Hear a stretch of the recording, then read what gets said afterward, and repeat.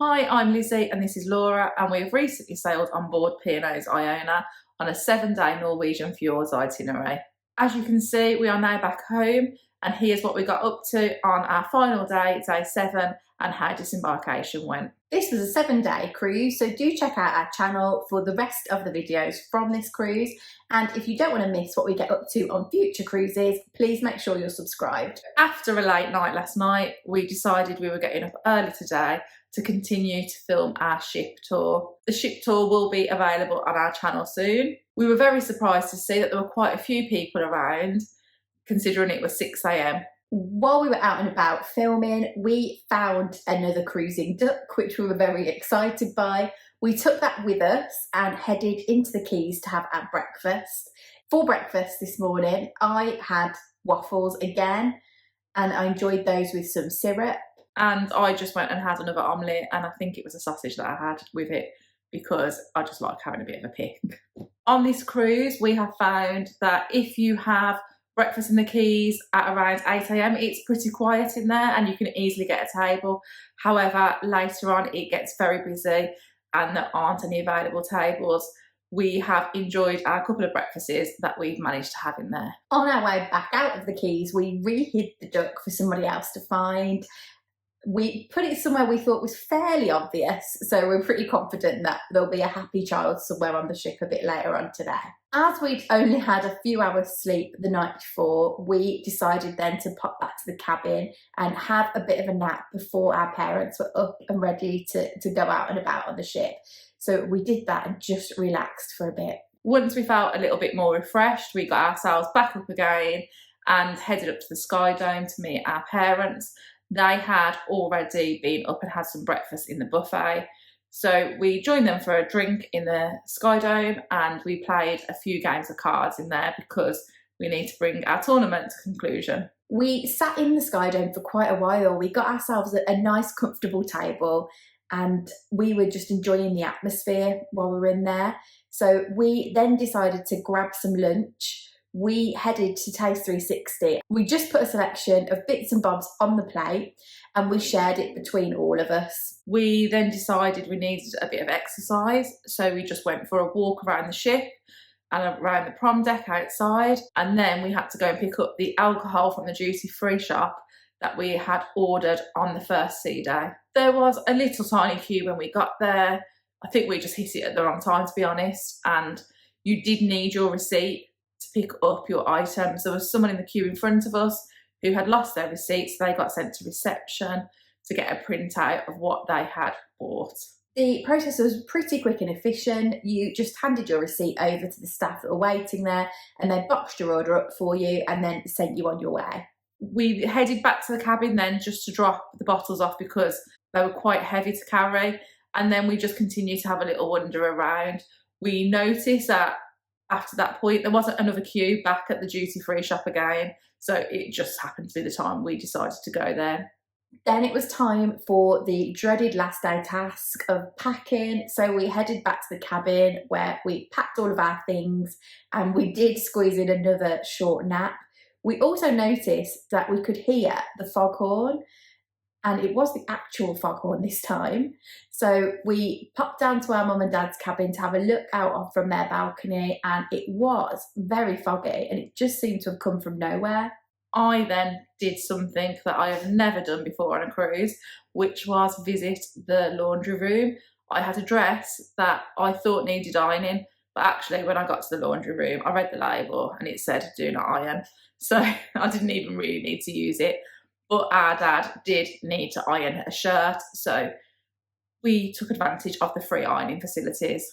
There is a laundry room on every deck on board Iona that has passenger cabins. We found this to be really well equipped.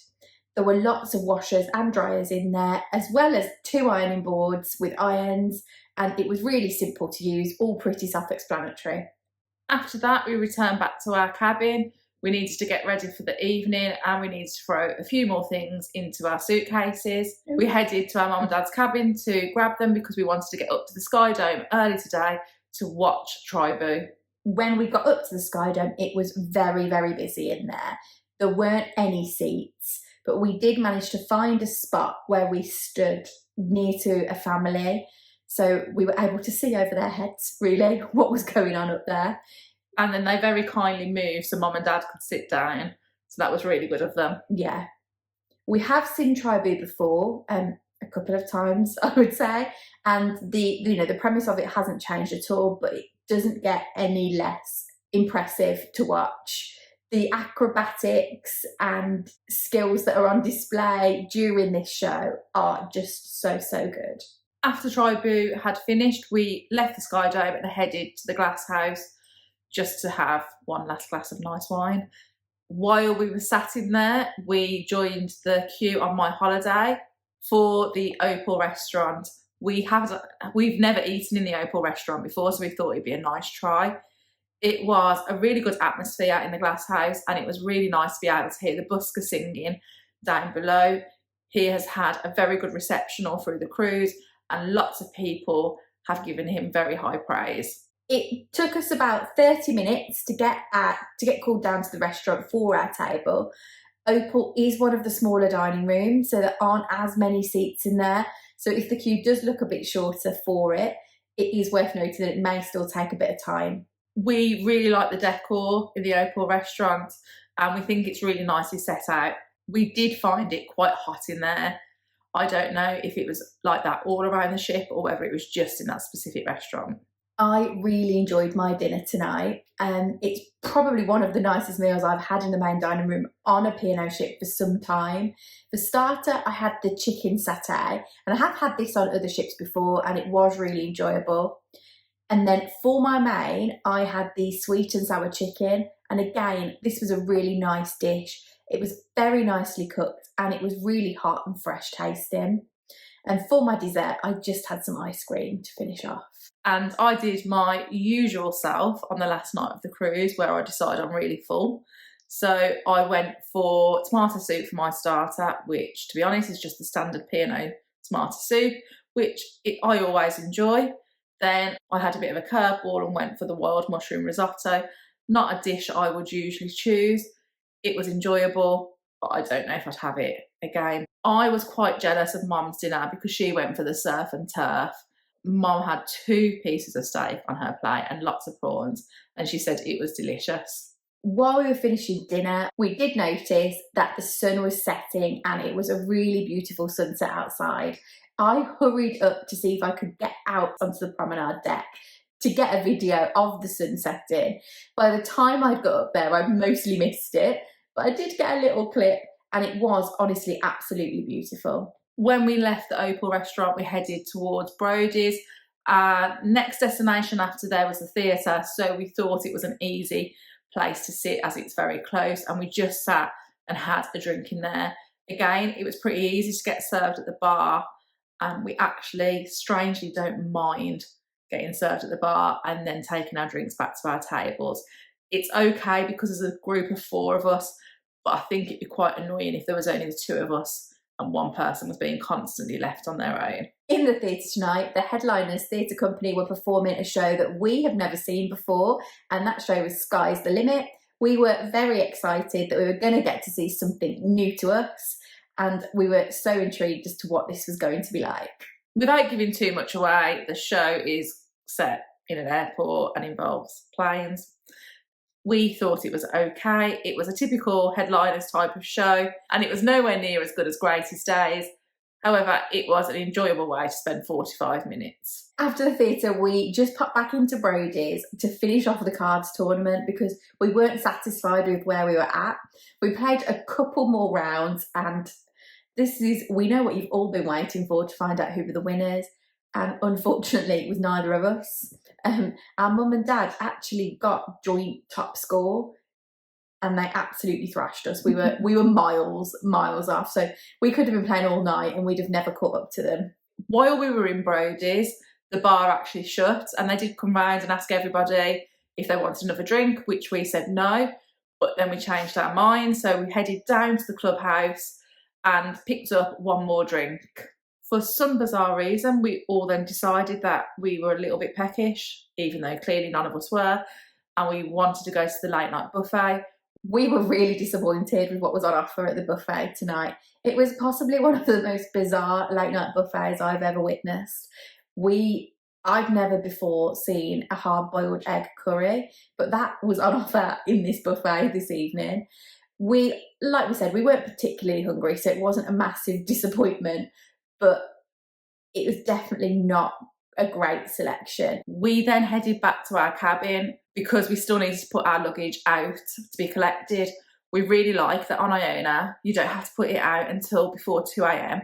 So it means that we could head back to our cabin, put our clothes in from the night and then put it outside, so you haven't got as much to carry off in your carry-on luggage. We were also delighted that the clocks went back an hour, so that meant we got an extra hour in bed. The next morning we set our alarms and got ourselves up and dressed and out of the cabin for 7:45. The deadline to be out of your cabin is 8 a.m. We wanted to make sure we were out a little bit earlier, because if you wait until 8 a.m, the lifts are just impossible to get in. Our plan didn't work out though, and it was still difficult to get a lift at that time. So we waited with our parents and ended up squeezing them into a lift, whilst we then walked down the stairs and met them. We headed straight to the main dining room to grab breakfast before we were getting off the ship. We walked straight in and got seated straight away, so we were very impressed by that, because on previous disembarkation days we've had to stand in quite a long queue. Our order, however, wasn't taken as quickly and we had a little bit of wait for that. We were a little bit irritated that our food was served to us before our drinks actually arrived, which wasn't the best service in there. And we were now in a little bit of a rush because we were nearly at our disembarkation time. The whole dining room experience for us this morning did take about an hour. And although I said we did feel a little bit rushed, actually it did work out pretty perfectly for us to finish our food and then just head straight to the theatre for our disembarkation. P&O ask you not to be in your disembarkation area more than 15 minutes before your time. When we arrived at the theatre, we were directed to some seats and we sat there for around 5 minutes before we were then asked to leave the theatre through one of the lower exits. Disembarkation was on deck 6, so we were on the right level, and there was not one pause now. We just carried on walking, scanned our cards to get off the ship, walked to the luggage hall and picked up our suitcases before we headed to the coach. We found it pretty easy to find our suitcases in the luggage hall. They're all arranged by deck in there, so you just find your deck number, and then we had some luggage straps on our suitcases so they stood out pretty clearly. If you are travelling by one of the P&O coaches, when you exit the terminal building, there is a person working there with a clipboard who will tell you what your coach number is. So they will direct you to the right location, and they were all pretty easy to find. And then you just have to sit and wait on the coach until everybody who is travelling on your way is on. Our coach journey home was a lot smoother than our coach journey down to Southampton. We didn't stop at the services, it was just a straight run all the way back. Our last day on board was a very relaxing day, so we enjoyed that. And we found disembarkation to be very smooth. Probably one of the best disembarkations we have ever had. We will be doing a full review on the cruise, so stay tuned to our channel to find out what we thought about our whole cruise. Thanks for watching. Don't forget to give this video a like and drop any questions you've got in the comments down below. Please do also make sure that you're subscribed to our channel. You can also find us on social media by searching Sisters on the Seas.